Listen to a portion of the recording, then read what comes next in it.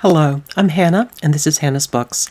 Welcome to another day of this multi-day celebration of Willa Cather's life and novels. Today I am joined by the fabulous Roz of the channel Scallydandling About the Books to talk about Cather's The Professor's House. This was my first reading of this particular novel, and I loved it. There is so much to think about, and it was especially wonderful to get to hear Roz's ideas and interpretations. This discussion has no spoilers, not that the book really does either, but we didn't even mention some of the less anticipated plot points that might happen later in the book. All right, let's get on to the discussion. Hello, Roz. How are you? It's good to see you. Lovely to see you, Hannah, and I'm fine and dandy. I'm so glad you're here to talk about this book. And tell Oh, me a little bit to start off with about your history with Cather. You haven't read this book, right? Before? no, my history with Cather is uh, very limited. I would say she's a writer that almost passed me by completely. Um, and then a few years ago, I read My Antonia, um, because I think it probably came up in one of those lists of, you know, great books you should have read or great books you might not have heard, or and read it and loved it, and kind of meant to go back to her but somehow haven't. um but yeah, and so that was why when you mentioned it I was like, yes, I'm up for this. Well, My Antonia has been one of my favorites for a long time, and I've read it a couple of times, but I haven't read a whole lot of Cather. So this book No. was new for me, in fact. Yeah, yeah. Well, and this was a really good choice for me. I Good. think it hit the right spot for me. So Me too. Me too. I loved it. So the book is The Professor's House, and it's a singular noun, but it's of course about we have very different covers. Oh, different that's covers. lovely. Yeah. Yeah, mine's an old Virago modern classic. I love that imprint. And mine's an old vintage classics. So it's a singular title, but it's actually a book about more than one house. But can you Yes. start off by telling us just a little bit about what's going on at the beginning, of how about the house that the professor is living in, and Absolutely. Well, one of the things I loved about this book is it's got one of the great openings of yeah, one of the best openings I've read in any book this year, I think, because it begins with the professor. We meet him kind of walking around his empty house that he's moving out of. And if you've ever had that experience of moving house, a house that you've lived in for quite a long time, and maybe either the house you grew up in or a house that you brought your children up in, or whatever, it's a very Grace. specific and significant experience, and so that's how the book starts, and we have that sort of, all those feelings of nostalgia and looking back and remembering things. And then the point is he doesn't actually manage to leave the house. He can't let go of his old house. So although he has a new house and his wife moves into the new house and he in theory moves into the new house, he hangs on to the old house as well because that's the only place he feels he can work. Well, that's his excuse.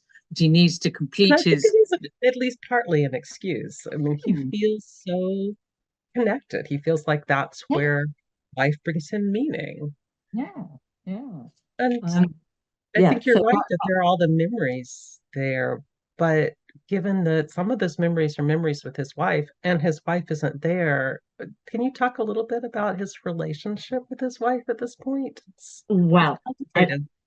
I again, you get straight to the nub of things, Hannah, because you're so good at that. But because I'd say another of the things that I really found fascinating about this book, really enjoyed this book, is in this book is the way it's a portrait of a marriage, but a portrait of being a middle aged person in a marriage. And one of the things that's sort of very clear in the book is that he and his wife were very much in love when they got together. They were young and passionately in love, and that this book, one of the themes is about how it's almost like falling out of love, or although still being, affectionate and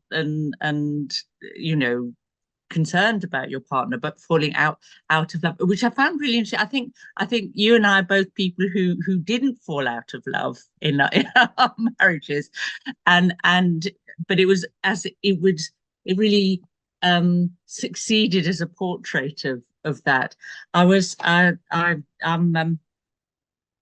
uh, he a few times talks with regret about the fact that he no longer feels about her the way that he did and the way she's changed, and they do kind of have moments of quite honest discussion of that, and like she says to him, it's not because of the children, it's not that, and he sort of accuses her of, I don't know, being more interested in things now than, you know the things they used to care about. She's interested in objects, furniture. You say she's interested in The furniture, new and house. Yeah. the new house, and her children's, their daughters' houses, and so on. And um and she says to him, but you have to go on living, is what she says, which is so true and so fair. And he's put so much of himself into his great work, his book about the Spanish explorers, which no doubt we'll come back to, that it's as if he's allowed, although he loved his daughters and he loved having a family, and we hear about his joy and all that, in a sense, it's like they were the backdrop to Right. his life. Right. Yeah. Did I, you I think yeah. Oh, well, I I was going to say, did you pick up on the bit about the Bayeux tapestry? no. Oh, so Remind there's me. so there's this bit where he talks about how Queen Matilda and the others, her women that sewed the Bayeux tapestry, that they put the great events in it, but they also put like kind of birds and flowers and so on in the borders, That's and right. how the life of his family was like the birds and flowers The in the in the, flowers. in the background, and it wasn't the center of his life, which is a very selfish thing, really, isn't it?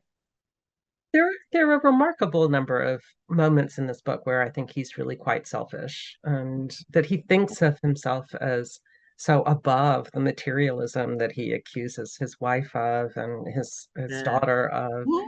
Mm. And yet there are times where he's, very interested in things himself.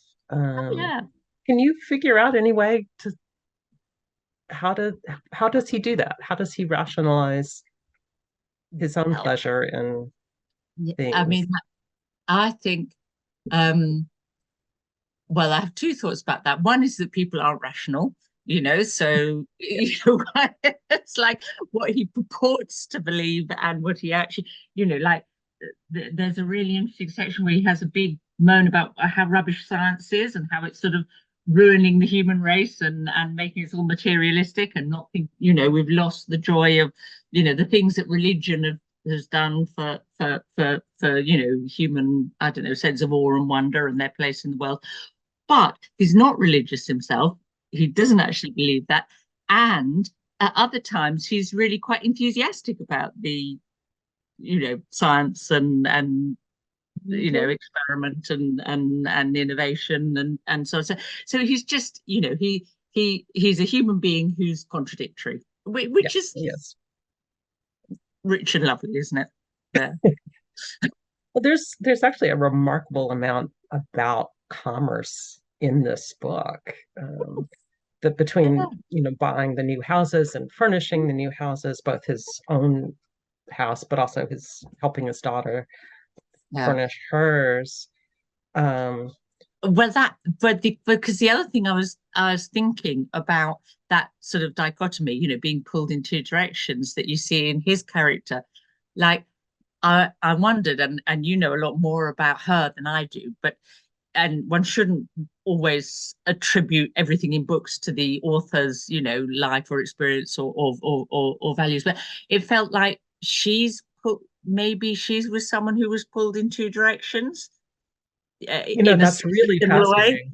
But I Yeah. found out, I didn't think about this when I was reading the book of the Mm. timing here, but I realized later on, or read somewhere later on, that right as she was writing this book, she bought a house for the first time, or she bought land for the first time. Yeah. She'd rented before, and she and her partner, her long-term partner Edith, built a house looking at the water. So clearly, she was Mm. thinking about buying. It's Yeah. a simple house, supposedly. Yeah.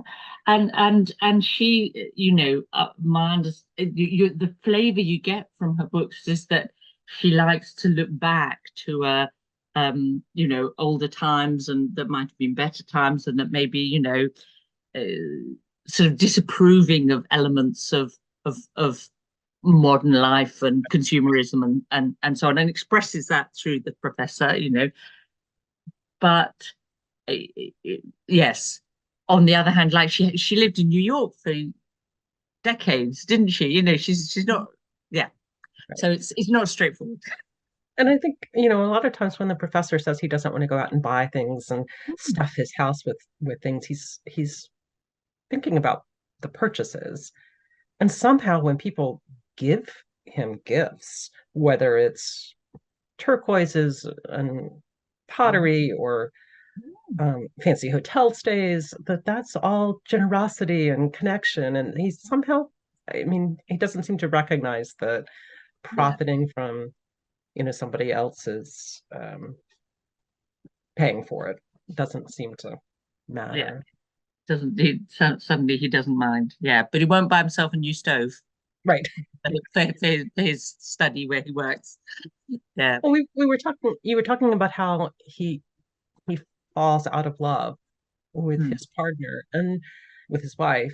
And in some ways, it seems that he replaces his wife to a degree, not in passion, but in a sense of connection, with the young student, Tom, that is Yeah. this intellectual. She had been his intellectual peer before, and it sort of shifts to Tom. Does that ring true to you? Do you? Oh, absolutely. I mean, I think, and it's quite explicit that she kind of becomes jealous of his relationship with Tom. And I think as a modern reader, you think, well, what was his relationship with Tom? Right. Was it just a sort of professor? It's almost like he's like an adopted son, and becomes a son-in-law. But it feels like there's something, there's a Mhm. love It does. element Yes. he's very attracted to Right. Tom, I think.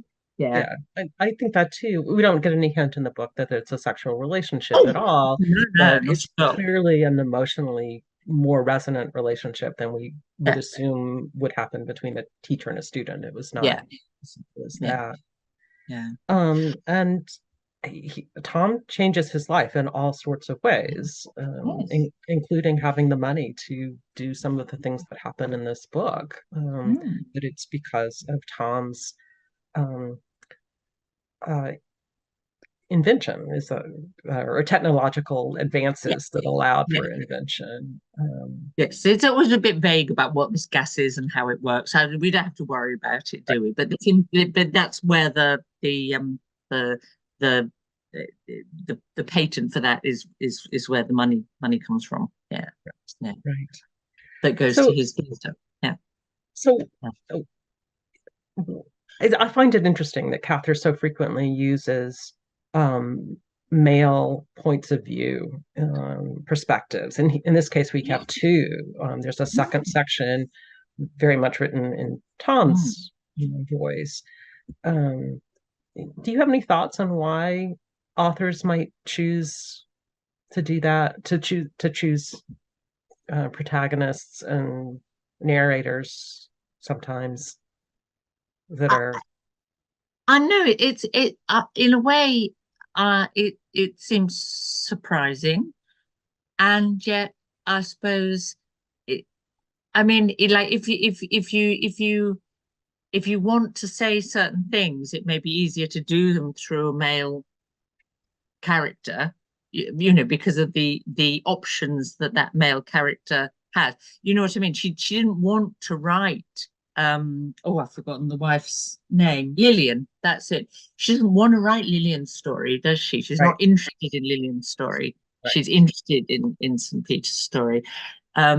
So you know, and I might have been interested in Lillian's story, but she isn't. So I suppose it's about. I mean, she could have written about a female academic, a female writer. She's a female writer herself, you know. She female, but but yes, it feels.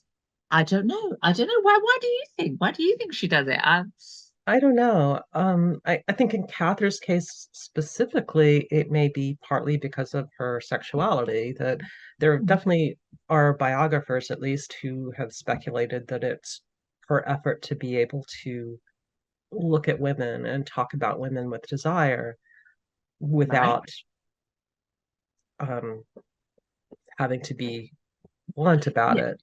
Yes. Yeah. But That she in put this on book, I think that provocation. doesn't make sense because No, he's not looking at women with desire. no, no.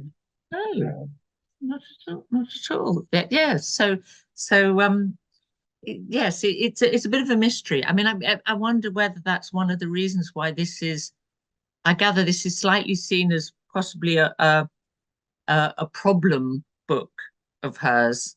I mean, I didn't think of it like that at all as I was reading it, but I gather some over the decades, you know, over the century since it was published, there've been times when people have seen it in a less positive light than some of her other books, mysteriously to me.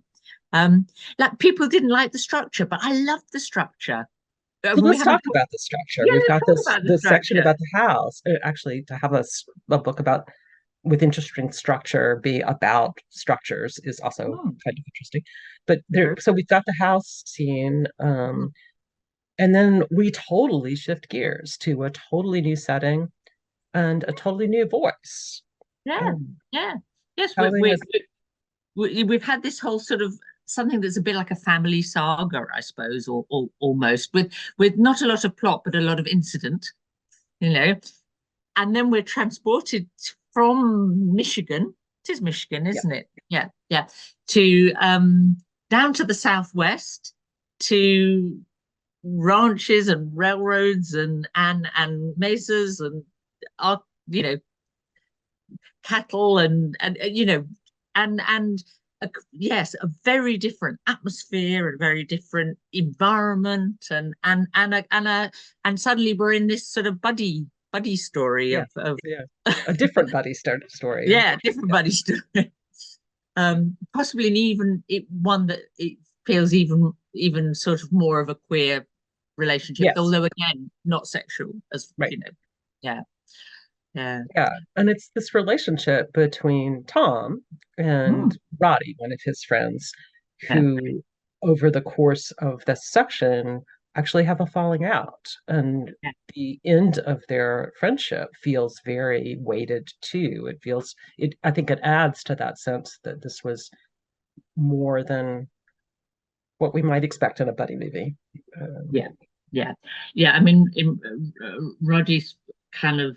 I mean, it's quite tragic what happens, you know, or the way like Roddy wants to do something good for Tom and does something that Tom on the contrary is very angry and upset about, and Tom really lets him know. And when Roddy sort of leaves, he sort of I can't think quite how he puts it, but he wants to say, "Oh, I'm glad this is me doing you doing this to me, not me doing this to you." You know, Heartbreaking moment. which is absolutely, yes, really tender, tragic moment.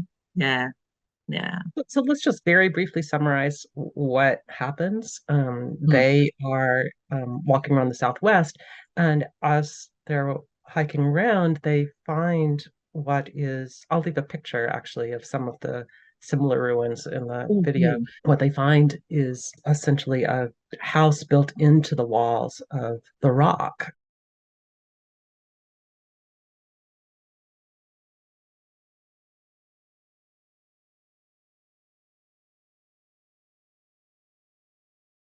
And they decide to excavate it with hopes to make money by selling what they find, partly. Yeah, Uh, yeah. Or but Tom kind of is thinking museums and so on, and right, but right, Roddy didn't understand that.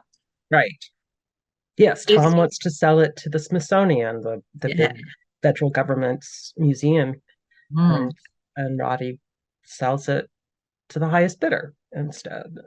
Who's going to take it abroad, and now. And there's some very, very beautiful description of the town in the or village in the cliffs, in the caves, and so on, and some beautiful moments there.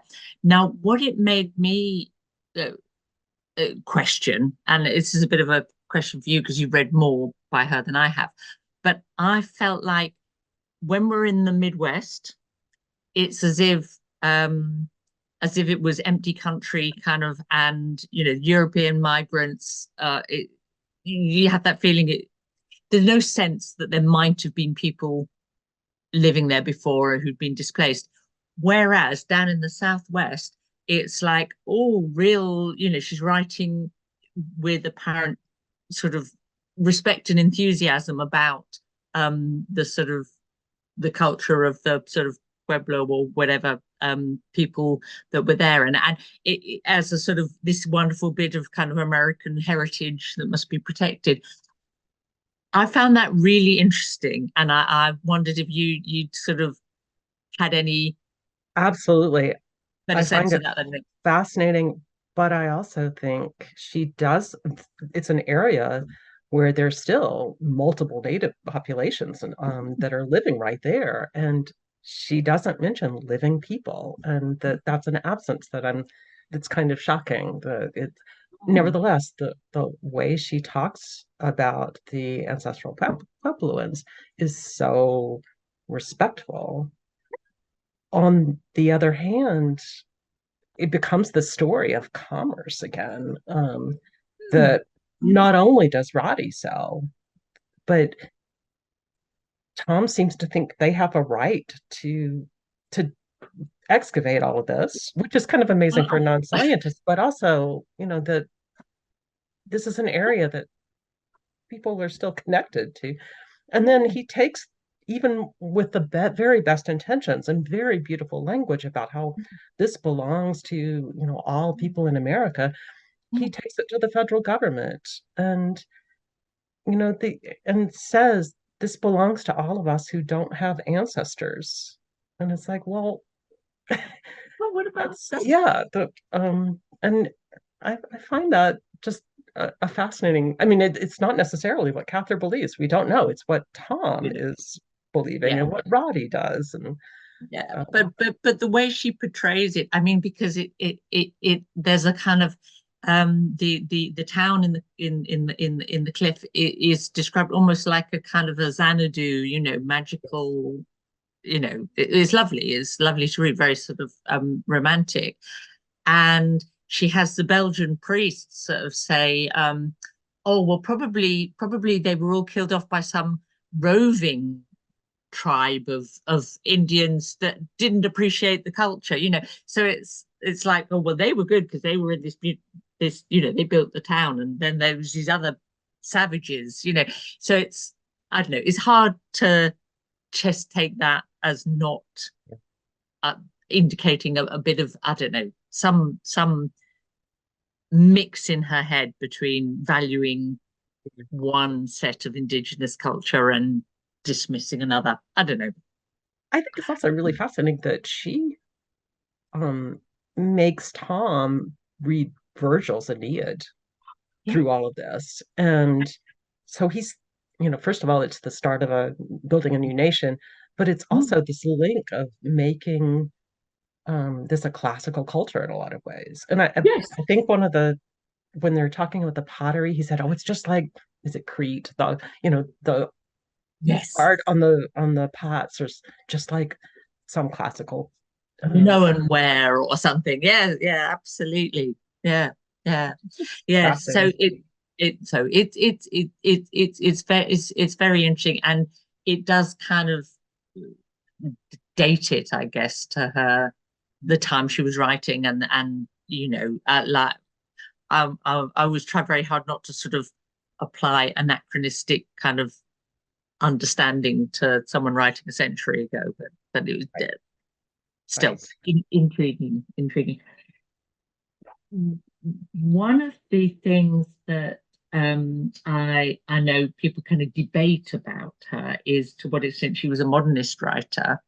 Yes. And I know that the one of the sort of arguments put forward for this being more of a modernist book is the structure, because you've got sort of the wraparound bits of story before and after, and then this very different bit in the middle. So it's a sort of it's a non-linear structure, uh and yeah, dramatic change in style and voice and environment and so on. I don't know, but I don't know if we should just talk a little about, yeah, Let's modernist definitely or do. not. Yes. Yeah, and she's well known for starting the phrase, "the world splitting apart in 1922 or Mm, thereabouts," or something like that. yeah. And she, in general, she identified herself as part of the rear guard, not a modernist. And yet, clearly, we have the structural play, and we haven't talked about it, but in the latter part of the book, the idea of um, life feeling meaningless or Yeah. unmoored is such a theme. Yes. Yeah. And we even have the death of a character in the war. So, lots of the things that, Virginia Woolf might talk about in Yes. her house Absolutely. book, Yeah. occur And here. although she absolutely doesn't use sort of like stream of consciousness and so on, she is very interested in the inner consciousness of her main character, isn't she? In a way that you wouldn't see in a perhaps in a Victorian uh, similar Victorian. That's very um uh it felt modern to me Mhm. in that sense. And you were talking about the pots and so on, and we've talked about the empty house and the thing about it. There is a lot of symbolism in the book, isn't there? You can't avoid seeing it again and again. The one of the most obvious, and that made me smile, and I'm sure did you, was in his study that he keeps in the old house and he can't leave. Um, the one other person who used that room was the seamstress who would come every year and make new clothes for the family, and she has her they're called forms, the Yeah, sort of, dress forms. Yeah.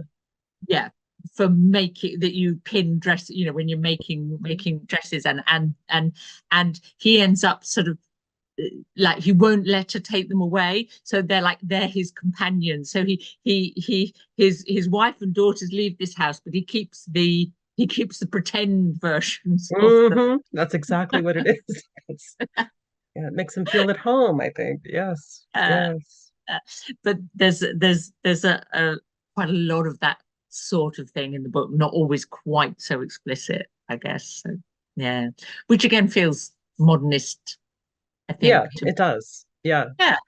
And I know you've been reading another modernist author who was traditional in certain ways too this year, and that's Ian Forster. Did you do you see any parallels with his work Mm. in this book? Yeah, yes, I do. I mean, one parallel is that fascination with relationships, and uh, uh, I mean, I think Forster is known for being very humanist in his philosophy, and but he's very interested in uh, discomfort in relationships, which is very much paralleled here, isn't it? Um, and but the other thing that he does, like, yeah, that again I would see as a similarity is he doesn't feel the need to I'm trying to find the right word to put it in words. Like, she writes very kind of clear, positively pellucid sentences, doesn't she? You know, they're very unfussy and pared down. And although Forster styles that a little bit more florid, but it's a similar thing of like, yeah, you don't get the Joyce Wolf, Right, right. you know, it is that sort of like Clear. very polished and clear. Hmm. Yeah. Well, I I was even thinking about a couple of his specific books. I mean, Yeah. is Howard's End kind of this house book, Yep. and Passage to India, the wild world of another Mm. culture. I'm curious. I don't know if she read Oh, well, um, Forster, yeah. but I'm assuming she must have. I know she knew D.H. Lawrence. Yeah. Um, but, Sure, sure, sure. Surely she did.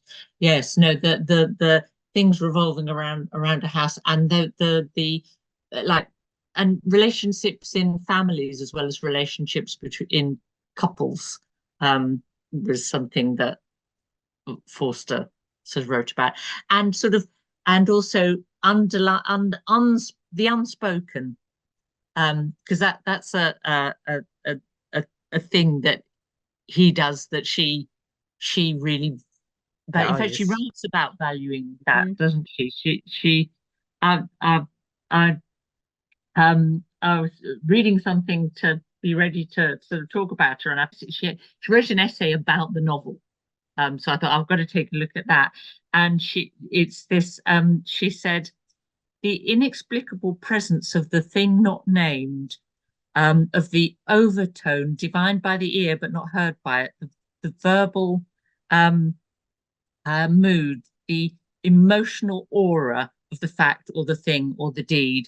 And she says that that's what gives a novel quality, and uh, that's definitely something I think you could see in Forster too. Yeah. And it's such a modernist idea. I mean, it's fundamentally a modernist Yeah. idea. Yeah.